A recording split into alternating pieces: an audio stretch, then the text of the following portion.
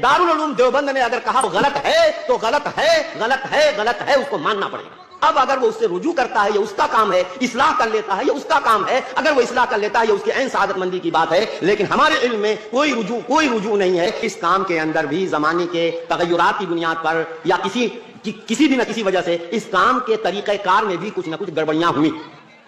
बाज़ जिम्मेदारान जो इस वक्त के जिम्मेदार कहे जाते हैं, उनकी कुछ ऐसी बेअक़ीदारियां सामने आई। कुरान और हदीस की तशरीह के सिलसिले में उन्होंने कुछ आजाद होकर के सलफ उम्मत, सहाबा, ताबईन, तबे ताबईन, उलमाए उम्मत, उनकी तशरीहात को छोड़ करके मनमानी तशरीहात करनी शुरू कर दी, जिसके नतीजे में उम्मत के इजमा से भी इन्हिराफ होने लगा और ऐसी बातें सामने आने लगी कि किसी ने सुनने वालों के रोंगटे खड़े हो जाएं कि या अल्लाह कैसी इतनी संगीन बातें उन्होंने कर दी। बाद दफा अंबिया तक की तौहीन हो रही है, हजरात सहाबा तक की भी तौहीन हो रही है। और जनाब अली ये जो मुतवारस तरीका है दीन का और खिदमत दीन का, इस मुतवारस तरीके को भी कहा जाने लगा कि साहब ये मदरसों में जो तालीम और ताल्लुम का सिलसिला है ये तालीम अपनी सुन्नत के तरीके से हट गई है।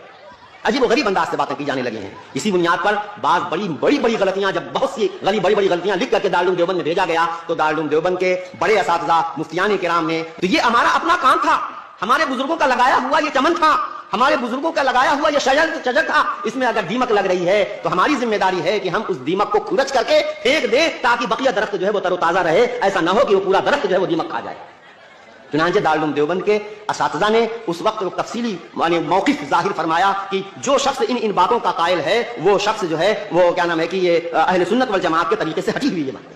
बाकायदा उसका अहले सुन्नत वल जमात के तरीके से इन्हिराफ मुनारिफ होना उसको वाज़ेह किया गया और उसको बाकायदा आम किया गया। अब उसके बाद कुछ हमारे भाई कहते हैं कि वो तो हजरत ने रुजू कर लिया था। मेरे भाइयों सुनो, रुजू कैसे होता है? जिस तरह की गलती होती है उसी सतह का रुजू भी होता है। समझ नहीं बात, मैं आपको समझा रहा हूं। जिस तरह की आदमी गलती करता है उस गलती को सुधारने की भी उसी सतह पर, जिस सतह पर उसने गलती की है। अगर मैंने स्टेज पर आकर के कोई गलत बात कही है तो इसका कफारा यही है कि मैं फिर स्टेज ही पर अपनी उस बात की तरदीद कर दूं।